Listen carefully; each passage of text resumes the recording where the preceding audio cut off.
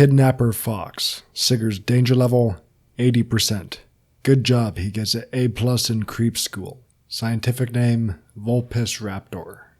A large mammal of the family Canidae, the Kidnapper Fox has many unique biological traits. Two of these are its horizontal jaw and unique skull shape, giving it a great biting strength, and its long frog-like tongue, which can reach even twice the length of its spindly body. They are solitary hunters and mate for life. Kidnapper foxes have a very long bushy neck and tail with more reddish coloration, which is thought to blend in well with numerous veined shroud, where it can almost always be found hiding and waiting for prey. The Kidnapper Fox and veined shrouds together form one of the most infamously known and unique mutualistic relationships between two invasive species. Together, they continue to spread across planetary systems, stowing away on large spacecraft, excluding a select few nature preserves. The ITDA has issued a kill-on-sight order for the Kidnapper Fox and veined shrouds due to their impact on ecosystems. The Kidnapper Fox earns its name from its aggressive yet timid and territorial behavior, preferring to finish off prey out of sight and usually in the comfort of veined shrouds. It usually chooses to lie low and wait for things to come its way, but if it grows restless, it can use its long, sticky tongue to snatch its prey from a great distance and drag them as far as it needs. If there are Kidnapper Foxes in your area, carry a weapon and do not stray far from others. Its tongue is quite soft and fragile and can be struck easily, forcing it to stop an assault. Today, there are relatively few human deaths attributed to Kidnapper Foxes per year, and most victims are unsupervised children or adults hiking alone. Veined shrouds. Sigurd's danger level, this is not a creature. Scientific name, Phlebodium ruber. Veined shrouds, also commonly referred to as veins, are a type of rhizomordius fern of the family Polypodiaceae. In ideal conditions, veined shroud fronds can reach a height of 8 feet, though they average around 6'11", and are 30 to 50 centimeters wide.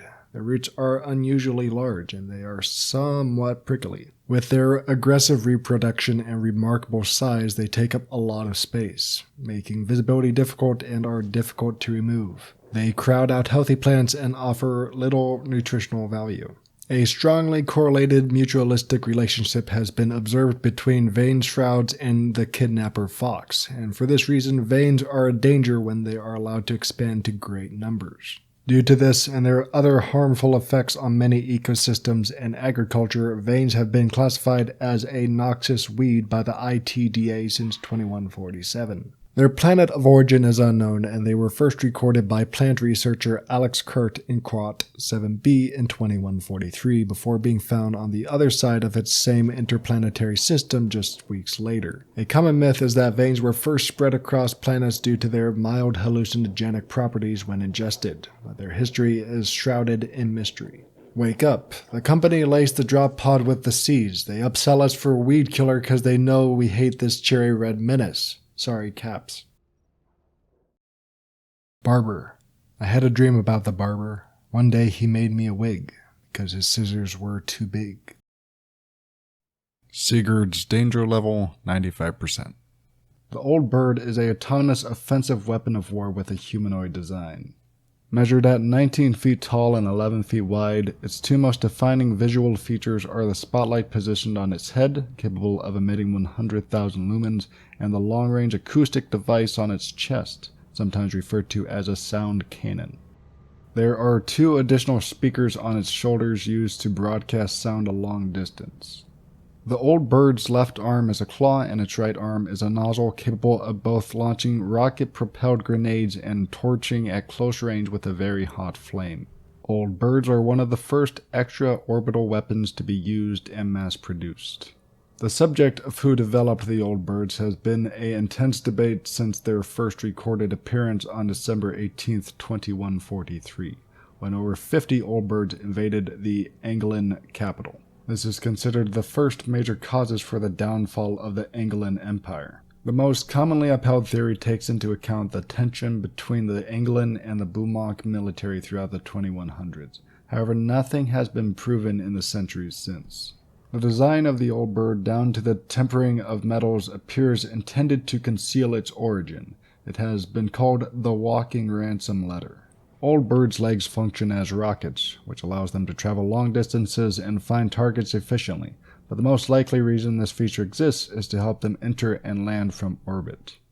The material and fuel old birds rely on is similar to those of passenger spacecraft from around 2130. Old birds land and stay at their target planet forever, although they often have more than enough fuel for just one trip. No behavior has been found in their programming which suggests they could choose to migrate. Still, there are unverified accounts of old birds traveling autonomously to a new planet after hundreds of years of dormancy. The old bird was historically referred to as Owl, based off the codename it was given by the English military, the A-16L31, in 2384. However, the song Old Birds released as a cult hit by the post-punk project Under Remora. Just 3 years later, in his most famous work of the same name, street artist Land Erie depicted the automatons flying and landing between planets in an arrangement similar to a flock of geese. This is generally considered one of the most iconic and influential images of modern culture and solidified the modern nickname. In 2356, 5 Embryon was classified as condemned for the purposes of travel or settlement by the boat. Old birds were described by witness accounts of lining the horizon. Though to this day they appear inoperative, there is a reasonable risk that they are still in sleep mode, so the planet will likely keep its status. Don't mess around or they will give you a ride. They lose track quick and they can't turn very fast. They're dumb and they won't shut up. Sorry, caps. Sigurd's danger level, 70%. There's no file on this one, so I'm making it myself. We keep finding these stinky freaks in the mansion. They won't talk to us, they don't even pay attention to us, and they look like deflated balloons. The smell is like rotten meat. It's so bad it puts Richard to shame. I hear flies buzzing around the inside of their bodies. Jess said she saw something crawl out of its eye socket and go back in. I just don't know what to make of this man. They just walk around and sweep the floor. I guess that's why the mansion is so clean. At least they do their job. But I swear those stinky freaks stare at me when I'm not looking. Update. They chased Rich with a knife. We didn't see it, but he says when we got into the room, the butler just took out his broom and started sweeping like nothing had happened. So we're all sticking together from now on. Screw these butlers. Now I have to stay closer to Rich and he probably pissed in his suit. Sigurd's danger level, 70%. Scientific name, Rapaxfolium. There is a debate to the genus to which the bracken belongs. It is a bipedal vertebrate with skin the color and texture of a red beet. The name is coined from what appear to be the leaves protruding from its upper spine. The purpose of these is believed to be for intimidation. However, not much is known about the specifics of bracken behavior due to its elusiveness and low population. We know a little from accounts by wildlife experts who have encountered it. It is a lone hunter with high intelligence. Its behavior can seem aloof. It exhibits high aggression even when unprovoked, yet quickly backs off when confronted. However, brackens are known to up their hostility when cornered or simply watched for a long time. It's theorized that upon death, their bodies undergo a rapid decomposition process which is unique from other large animals. Sigurd's danger level, 80%. Scientific name, Vircologis. Vircologis, or colloquially named Coil-Heads, are a recent discovery and have not been studied extensively due to their extreme unpredictability and dangerous properties. They have been known to combust into flames when being dissected or even deactivated, and they carry dangerously high levels of radioactive particles. Due to this and other reasons, it is highly speculated that they were created as biological weapons of war, although this has not been proven. Coil-Head's visual appearance is that of a bloody mannequin with its head connected by a spring. Their defining behavioral characteristic is to stop when being looked at. However, this does not appear to be a hard and fast rule. When they encounter a loud noise or bright light, they appear to enter a long reset mode. Just stare at them or use a stun grenade, Sigurd. Sigurd's danger level, 30%. Scientific name, Theraphosa physedula. Bunker spiders of the genus Theraphosa are the largest arachnid found in the Thistle Nebula, and the second largest ever discovered. It's believed they evolved to prey on large mammals over the course of a measly several hundred years after the boat made its trip around the Thistle Nebula. bunker spiders produce silk and lay it around their chosen nesting area, then wait for it to be tripped on. They can be seen waiting on walls, often over doorways where prey could enter unaware. If you find a bunker spider unprepared, it may freeze as a defensive reaction, and in this case they are best left alone. If a bunker spider reacts aggressively, it is best not to fight with ordinary tools. They use their webs to make up for their rather slow movement, so take note of your surroundings. Their cobwebs can be easily broken with any blunt tool. Bunker spiders can pose a great danger to humans and urban explorers especially, without a great benefit to their ecosystems. A resulting kill-on-sight order has been informally agreed upon between many states home to the bunker spider, and it is currently approved by the ITDA as of 10/6/1965. Sigurd's danger level, 2% because they can't hide from the ship cameras. Scientific name, Hemidella gigantes. The reverently named Earth Leviathan of the family Piscalatidae is one of the largest invertebrates found around the Thistle Nebula. None have been captured, so not much is known of their biology. They seem to behave as predators. It is speculated they can burrow as far as 40 meters underground, judging by the incredible excavations they can leave behind. They can detect even the slightest vibrations, and for this reason it is not recommended to stay still if they are nearby. That is a myth. Instead, if you hear them burrowing, retrace your steps.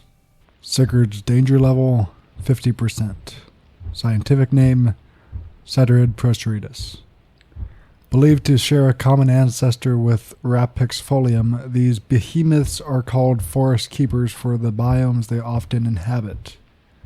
Their bodies bear markings on their front and back which mimic eyes. This trait is more helpful in their youth as they are not agile. Their skin is unique, dense material which hardens further throughout their lives. The large spikes and bumps across their bodies form as a result of aging.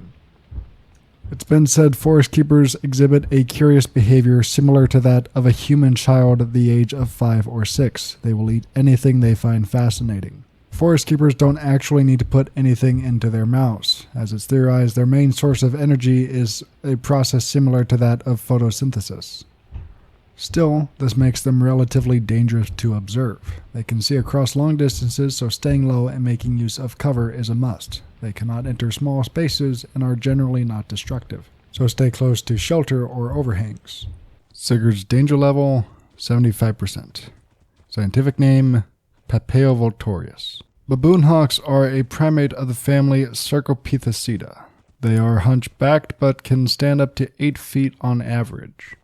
Their heads are bony with bird-like beaks and long horns, which they use like skewers to gore and feed on prey. Their horns are made of keratin instead of bone like the rest of their skulls, and they do not contain nerves or blood vessels. As a result, baboon hawks can often break their horns from the force they apply, then fully regrow them within the same season. Baboon hawks partly owe their name to their large wings, which can never carry their large body mass and are instead used for intimidation and protection from the elements. The largest baboon hawk troop ever observed was made up of 18 baboon hawks. They are loosely territorial, and much of their behavior is motivated by intimidation and display. They can become collectors, using flashy or colorful objects to mark their territory. As lone scouts, baboon hawks are generally timid and won't attack unless provoked. In greater numbers, they can become a great danger. Sticking close to others and making yourself seem dangerous is the best way to prevent an attack. They prefer smaller mammals, but when desperate they are known to use their numbers to attack animals even twice their size, such as eyeless dogs. They took my pickles. Sigurd's danger level, 90%. Scientific name, Crabrocoruscus. The circuit bee, also known as red bee, is a eusocial flying insect of the genus Apis, a descendant of the honeybee. Their appearance is quite recognizable from their hairy red bodies and 2 sets of wings. Like their ancestors, they are well known for their intelligent social behavior, large colony size, building wax nests which they use to store honey, and their important role in pollination. Unlike the honeybee, which often chose high places such as trees to construct its hive, red bees create their hives on the ground. Red bees are highly defensive. They will leave the nest to attack any creature that comes within several meters, leaving behind only the queen and the drone bees. This bold behavior is enabled by their most defining ability, which is their electrostatic charge. Red bees produce friction with the air. They also produce friction rubbing their two pairs of wings against each other by rubbing against one another while in the hive. What allows them to create such a surplus of electric field compared to the honeybee is still under research, as they generate a stronger electric field when panicked or angered. This ability is especially useful for them around water. It's beast to keep your distance. If a red beehive is stolen, red bees swarms will enter an onslaught in which they attack any living creature. This destructive behavior will last until they have located their hive or completely exhausted themselves, which can take hours to days. They have been known to leave behind fields of bodies of small rodents, insects, and even some larger mammals, and in rare cases they can start fires. Their strong benefits and drawbacks to their ecosystems are highly debated. The indomitable Sigurd. Scientific name: Leocaccus, a large mammal of the class Septivus. They are social, hunting in very large packs. They have also been called breathing lions for their recognizable sound and large mouths. They are endurance hunters and try to make up for their lack of sight with their sense of hearing. It's a popular myth that they often mistake the sounds of their own kind for prey, entering fights within their own packs. Their behavior is unique from other pack animals in their tendency to spread out far to cover distance. When an eyeless dog has found prey, it roars to alert others in near vicinity, who will also sound the alarm, sometimes resulting in a kind of chain reaction. Eyeless dogs can be dangerous in swarms, however they are characteristically clumsy, taking guesses at their prey's exact location which are often incorrect. Sigurd's danger level, 0% if you are faster than a snail. Scientific name: Hydrogere. A eukaryotic organism classified within the paraplegic group Protista. With incredible speed of reproduction, these small organisms can multiply to millions. Hydrogere rarely split apart, instead choosing to form large viscous masses which can take up large amounts of space and become a great danger to deal with, requiring large tools or lures to relocate. Hydrogere are drawn to heat and oxygen and can detect it from seemingly anywhere. There is almost nothing organic they can't convert to their own body mass. Nothing has been found to poison them, constantly replacing themselves. They can persist for hundreds of thousands of years. If you ever find yourself cornered, find a tall object to stand on top of. Hydrogeres have trouble climbing. They have great taste, because I made a friend with one somehow, and we think it was my music. Sigurd's danger level, 90%. Get out of here before it goes ape. You can't hide from it, just evacuate. Scientific name: Insanus thingus. There's no freaking scientific record. Good luck, you know as much as us, we just call it the Jester. The guardians of the house. They watch with one tireless eye which only senses movement. It remembers the last creature it noticed, whether they are moving or not. Sigurd's danger level, 0%. Scientific name: Quadrupes manta. Manticoils are a passerine bird of the family Corvidae. Their bodies are quite large compared to their early descendants, and their wingspan ranges from 55 to 64 inches. Their most defining characteristic is their set of 4 wings. Their back wings are mostly used to stabilize when at low speed, while their front 2 wings create the majority of lift. Their round bodies are a striking yellow, but with black outlines or stripes along their primary rear feathers. Manticoils mostly feed on small insects, but can also feed on small rodents. They are highly intelligent and social. They pose little threat and have generally passive temperament towards humans, although they are capable of transmitting rabies, Rubenchloria, and pit virus. Sigurd's danger level, 90%. Halves or thumpers are a highly aggressive carnivorous species of the order Chondrichthyes. Their skeletons are cartilaginous, giving their bodies a stretchy and rubbery quality. Their name comes from the fact that they must eat their bottom legs in order to escape the shell of their hatched egg. Their bottom legs are hardly functional to begin with. Their arms, or front legs, are very strong and occasionally use them to stomp prey. They can reach great speeds in a straight line. They are relentless hunters, typically at the top of their food chain. Their main weakness are their intelligence and complete lack of hearing.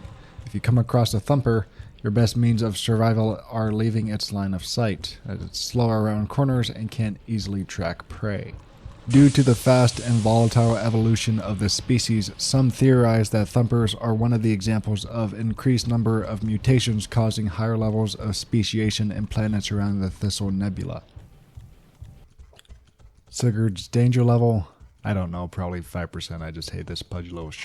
Scientific name, Lacerida glomerorum. Colloquially named puffers or spore lizards. Lacerida glomerorum of the family Alligatoridae is one of the largest and heaviest reptiles. Despite their large mouths, they are herbivores and do not have a strong bite. The bulbs on their tails are believed to secrete a chemical which attracts and accelerates the growth of the fungus species Lyperdon perlatum, which it can then shake to release spores as a defense mechanism, a unique example of a mutualistic symbiotic relationship. Spore lizards have a very timid temperament, avoiding confrontation if at all possible. If their attempts at threat display are not effective, they may attempt to attack. It is therefore not recommended to corner or chase one. There are historical records that spore lizards were at least partially domesticated hundreds of years ago. However, this effort was set aside by an initiative to harvest their tails for their medicinal properties. Sigurd's danger level, 30%. A very large arthropod of the class Chilopoda. Its body produces a silk which it primarily uses to propel itself to places where it is concealed. Its exoskeleton is somewhat fragile and it can die from long falls. It makes up for this weakness with its ability to tighten itself around large prey to suffocate. The Snare Flea thrives in dark, warm areas. It cannot survive low temperatures and generally avoids open air and sunlight. Take the rats outside or just beat the hell out of them. I think their insides could make a good milkshake. Sigurd's danger level, 0%. Scientific name, Anacridium vega. Known as roaming locust, this is a species of grasshopper. Unlike some species which are prone to jump or fly, roaming locusts are almost never grounded and stay close together even in smaller numbers. They will quickly disperse when a predator disrupts them, but are highly attracted to light. Sigurd's danger level, 0%. Scientific name, Lelepithema crassus. Hoarding bugs of the order Hymenoptera are large social insects. While often living alone, they have been found to share their nests with members of their own species. They measure a height of 3 feet on average, with bulbous bodies. The thinness of their fluid and blood and the material of their carapaces contributes to their low weight, making them capable of flight with their membranous wings. It also makes their bodies somewhat transparent. Hoarding bugs were given their name due to their territorial nature. Once they have chosen a place as their nest, they will seek to adorn it with any object they can find and will protect these objects as a part of the nest. Hoarding bugs are not so dangerous alone as they are in large hives. However, if left alone, hoarding bugs are surprisingly neutral and pose little danger. We love the stupid cuddlebugs. This has been a note from the indomitable Sigurd.